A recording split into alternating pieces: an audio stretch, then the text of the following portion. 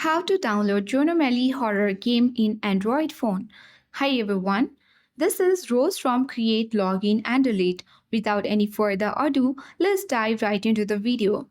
Firstly, in order to download Zoonomaly Horror Game, you have to open and launch Play Store or App Store depending upon your device. If you have iPhone, you can open App Store and search for the Zoonomaly Horror Game application. Or else, if you're on Android, then open Play Store and search for the Zoonomaly Horror Game. So on this Play Store, tap search icon at bottom right corner of the screen.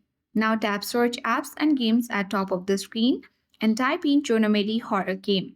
If the official game does not appear on this screen, then you have to wait for some month or time until the game appears on your Play Store. Then only you'll be able to download or install the application tapping on install button. But if you're on iPhone and if the application has been appeared, then you can tap install button and easily download Zoonomaly Horror Game. So that is it.